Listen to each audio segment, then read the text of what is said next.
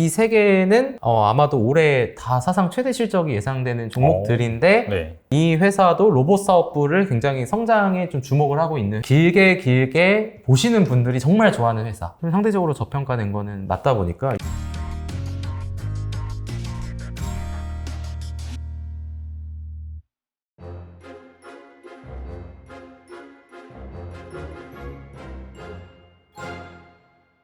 그리고 최근에 이제 뭐 반도체 주식이 엄청 빠지다가 네. 약간 좀 바닥을 잡고 다시 반등하는 모습이 나오곤 있어요. 필라델피아 반도체 지수도 제 기억에는 한 장중에는 한 2,300까지 빠지다가 최근에는 거의 한 3,000, 2,900까지 회복을 하긴 했거든요.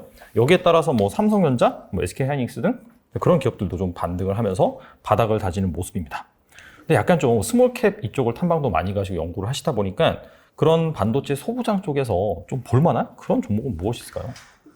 일단 이게 삼성전자를 이해하기 위해서는 참 많은 변수를 더 많이 생각을 해야 되고 그런 종목들이 이끌어줘야 또 소부장이 올라갔었던 과거의 사례들을 살펴봤을 때 삼성전자도 참 매매하기 힘든 종목이지만 소부장은 더더욱 어려운 상황인 것 같습니다. 그래가지고 제가 생각하는 반도체 소부장을 투자한다라고 하면은 저는 모멘텀이 있는 것도 중요하지만 사상 최대 실적을 기록하는 회사가 상대적으로 더 안전하지 않을까라고 생각을 합니다. 우리가 반도체를 뭔가 모멘텀을 보고 투자하지는 않잖아요. 물론 뭐 그 사이클이 어떻게 될 것이다 이것도 모멘텀이 하나가 될 수 있지만 지금 삼성전자가 그렇게 실적이 잘 나옴에도 불구하고 오히려 주가는 많이 하락을 했었다가 최근에 반등이 나왔었는데 그거와 관련된 스몰캡 종목 3개가 있는데 이 3개는 아마도 올해 다 사상 최대 실적이 예상되는 종목들인데 네. 근데 참 아쉽게도 주가는 생각보다 못 가고 있어요. 그래서 제가 생각하는 거는 회사는 좋은데 주가는 계속 하락을 한다. 그러면은 여기서 이제 또 갈리는 게 단기 트레이딩을 하시는 분들이라면 재미없어. 관심 없어. 네. 이건데 모아가시거나 중장기로 보고 실적 베이스에 가치 투자를 하시는 분들이라면은 시가총액에 이런 종목에 이런 회사가 있네라고 참고하시기에는 좀 좋으실 것 같은데 일단 첫 번째는 제우스라는 회사인데요. 이 회사는 시가총액이 2,400억 정도가 되는 회사입니다. 반도체 세정하고 식각 장비, 뭐 플러그 밸브 장비 이런 것들을 주 사업으로 하고 있고 최근에 또 이슈를 받는 게 산업용 로봇과 관련해서도 사업을 영위하기 때문인데요. 올해 사상 최대 실적이 전망이 되고 반도체 주요 장비를 새로운 고객사들과 콜 테스트를 진행을 하고 있고 시장에서 좋아하는 이제 최근에 또 로봇 관련주 아마존이 또 물론 또 로봇을 어느 회사를 2조 2천억 원에 인수했다라고 해서 뭐 에브리봇이나 유일 로보틱스 같은 종목들의 주가 급등이 나오는데 맞아요. 물론 이게 또 로봇 사업 섹터로 가게 되면은 이게 서비스용 로봇이냐 뭐 산업용 로봇이냐 이것도 다 분리가 되긴 하지만 어쨌든 이 회사도 로봇 사업부를 굉장히 성장에 좀 주목을 하고 있는 회사이기 때문에 주가가 최근에 또 많이 이제 하락을 했거든요. 주가가 이번에 4월달 4달 전에 3만 원대까지 갔다가 지금 23,000원이니까 좀 일단은 많이 하락을 해 있는 상황이고 그래서 이런 부분들도 좀 같이 참고를 하시면 좋을 것 같고요. 두 번째로는 프로텍이라는 회사인데 좀 같이 투자하시는 반도체 투자하시는 분들이 이 회사에 좀 관심이 많으신 것 같아요. 옛날부터 많았던 것 같아요. 네, 이 회사의 시가총액은 한 2,800억 원 정도가 되는데 이게 또 반도체 후공정 생산용 장비를 만들고 있습니다. 디스펜서나 뭐 히트슬러그 같은 공합 실린더도 같이 제조를 하고 있는데 고정밀 고사양의 산업이 계속해서 변화를 하고 있다 보니까 이 회사가 거기에서 수익이 날 수 있고 그리고 독과점 구조로 좀 지금 좀 약간 형성이 돼 있다라고 보시면 좋을 것 같습니다. 그리고 이 회사가 참 놀라운 거는 지금 보시면 아시겠지만 어떻게 반도체 회사가 영업이익률이 이렇게 20%에서 30% 가까이 나올까? 신기한 게 계속해서 나오는 게 신기하네요, 사실. 그러니까 왜냐하면은 보통 반도체 회사의 고객사를 주요 고객사를 큰 회사로 두면은 뭐 어떤 뭐 삼성전자나 SK하이닉스 꼭 이런 회사를 얘기하는 게 아니라 계속 내리거든요. 그렇죠. 단가이나. 네, 근데 이 회사는 그런 기술력을 바탕을 다 갖고 있기 때문에 낮춰지긴 하겠지만 그거를 계속 방어를 해 나가는 모습. 그래서 올해 증권사의 컨센은 매출액이 2천억이 예상되는데 영업이익은 588억, 당기순이익이 487억 원 예상이 된다고 합니다.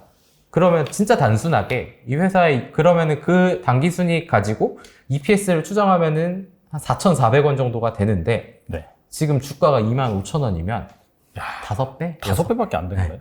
근데도 그러니까 이렇게 참 근데 거래대금 보시면은 네. 진짜 없어요. 지금 아. 10억?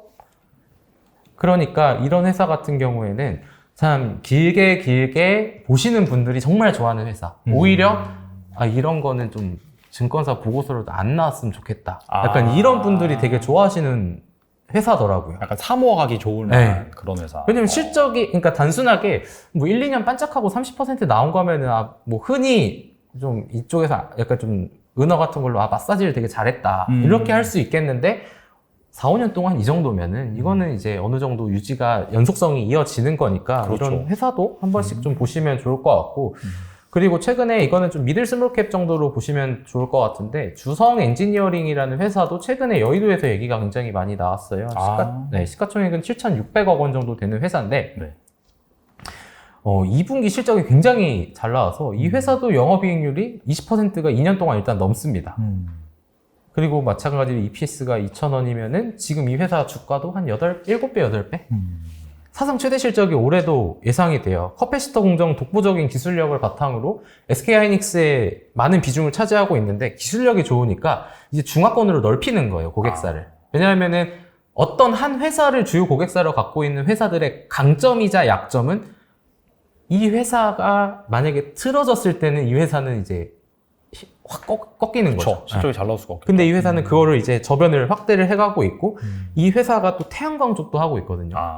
이게 올해는 매출 비중에서 차지하는 게 0.1% 정도밖에 안 돼요. 근데 증권사의 보고서들을 보시면은 내년도에는 그게 지금 유럽이나 이쪽으로 더 커지는 시장이어서 9% 이상까지도 갈 거다. 근데 요즘에 우리가 인플레이션 감축안 법안과 관련해서 얘기가 나오는 게 풍력하고 태양광이다.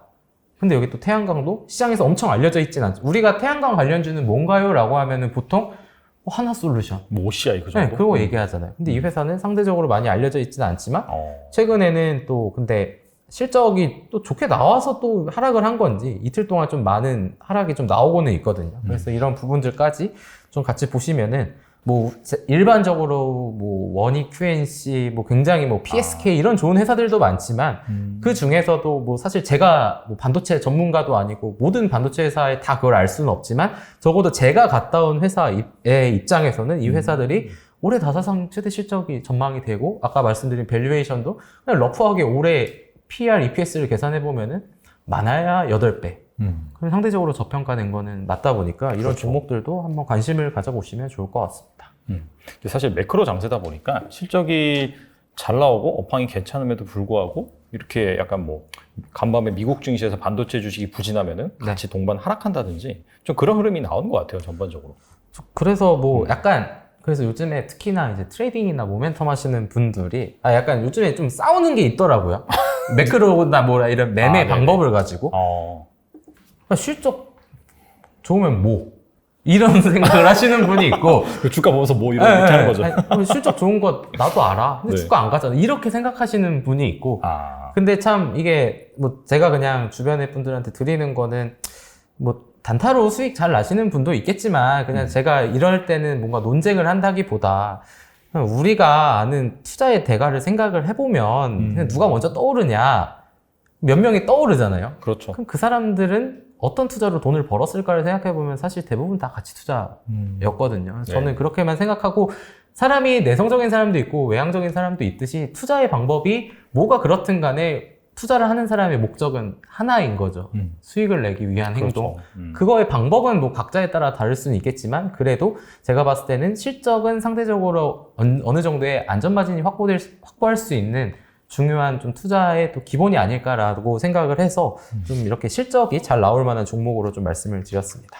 지금 뭐 41년 만에 최대 인플레이션 여기에서 뭐 연준 같은 경우에는 뭐 자이언트 스텝을 2번이나 했고 한 번 더 한다 이런 얘기가 나오는 상황이라서 사실 이 개별주 관점에서 뭐 실적이 잘 나오고 말고 이게 약간 좀 후순인 것 같아요. 네. 하지만 뭐 아시다시피 41년 만에 최대 인플레이션이라고 하더라도 이게 뭐 장기적으로 계속해서 지속되는 건 아니거든요.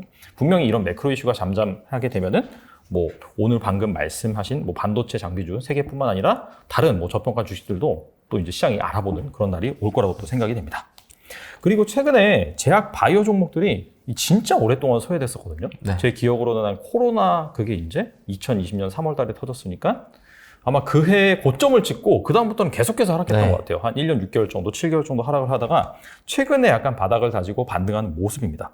혹시 이 중에서 좀 주목할 만한 스몰캡 기업들이 있을지 궁금하거든요. 사실 뭐 잘 아시겠지만 제약바이오 회사는 변동성이 워낙 크기 때문에 이게 스몰캡 기업이라는 게 큰 게 의미는 없는 것 같아요. 뭐 당연히 시가총액이 뭐 낮은 기업들도 있고 큰 기업들도 있겠지만 모멘텀에 의해서 좌우가 많이 되는데 일단은 최근에 가장 주가가 상승을 했었던 이유는 그동안의 조정으로 인한 뭐 낙폭 과대 컨셉도 있겠지만 인플레이션 상황에서 해지가 되는 섹터로 또 한 번 이제 부각이 됐기 때문이고 이런 회사들은 결국에는 이제 얘기가 나오는 거는 중장기적으로 뿐만이 아니라 모멘텀이 굉장히 중요하잖아요. 그래서 하반기에 9월에는 뭐 유럽 종양학회, 유럽 소아 내분비학회, 당뇨학회, 미국 안과학회 그리고 일단 시장에서 가장 큰 면역 항암학회 이런 것들이 11월에 앞두고 있는 이런 모멘텀을 많이 갖고 있기 때문에 네. 시장에서 굉장히 많은 관심을 갖고 있는 거고 그래서 특히 면역 항암제 관련주들의 주가 급등이 나오고 뭐 그중에 뭐 여러 가지 종목들이 있겠지만 뭐 유틸렉스도 많이 오르고 ST큐브도 많이 오르고 뭐 최근에는 뭐 HLB 뭐 이슈도 있고 굉장히 많이 나오는 상황인데 뭐 사실 제약바이오가 밸류에이션으로 설명을 하기는 힘들지만 지금 시점에서는 좀 트레이딩의 영역이나 모멘텀 플레이가 유효한 상황인 것 같고 그리고 이러한 긍정적인 부분도 있지만 그 반대 측의 의견도 같이 살펴보면은 지금 이런 벤처 캐피털이나 이런 데서 자금이 이제 많이 유동성이 줄었잖아요. 이쪽도. 그렇죠. 그러니까 이제 제약바이오가 결국은 임상이나 이런 거 하려면 CB나 BW 전환사채나 신주 인수권부 사채를 찍어서 자금을 조달해야 되는데 시장에 돈이 많이 없으니까 그 자금 조달이 힘들어진다. 그리고 올해나 내년 쪽에 그동안에 찍어놓은 CB, BW 상환이 많이 도래가 예정되어 있대요. 근데 그거 못 갚으면 또 이제 이런 얘기들이 막 나오다 보니까 사실 뭐 모든 거를 다 살펴봤을 때 다 좋은 것만 있고 다 안 좋은 것만 있지는 않겠지만 그래도 제약바이오 종목을 어쨌든 바운딩이 된 상태에서는 들어갈 때는 그래도 좀 이런 부분들을 숙지를 하되 약간은 좀 트레이딩의 영역 너무 비중을 크게 실는 것보다는 어느 정도로 좀 내가 좀 감내가 가능한 수준으로 좀 매매를 하시는 게 좀 낫지 않을까 좀 그렇게 좀 보고 있습니다. 그리고 윤석열 정부 들어서 원전이 대표적인 수혜주로 지금 네. 현재 꼽히고 있습니다. 자, 스몰캡 중에서 정말 이 주식은 꼭 봐야 된다. 그런 종목이 있을까요? 일단은 새 정부의 가장 큰 수혜 섹터로 항상 얘기가 됐던 게 이제 원전주였었죠. 네. 근데 그런 이후에 원전 수출국이 국정과제 최종분에서 빠졌다는 소식에 다시 한번 섹터가 밀렸었고 그 다음에 원전 수출 전략 추진단이 원전 수출 위로 뭐 격상이 됐대요. 그러면서 또 투심이 재점해보게 되는데 저 같은 경우에는 이거를 보고서를 오르비텍이라는 종목을 썼었는데요. 이 회사는 원자력 해체 핵심 기술을 갖고 있는 회사고 이게 진입 장벽이 생각보다 되게 높아요. 이게 레퍼런스가 없으면은 네. 잘 안 해주거든요. 뭐 한국수력 원자력이나 이런 데서. 근데 이런 원자력 발전관리 용역 국내 MS 2위를 차지하고 있어서 어느 정도의 캐시카우가 좀 확보가 돼 있고 원전 해체 관련해서 특허도 한 20개 정도 갖고 있는데 국책과제도 한 30개 정도 참여를 했었어요. 네.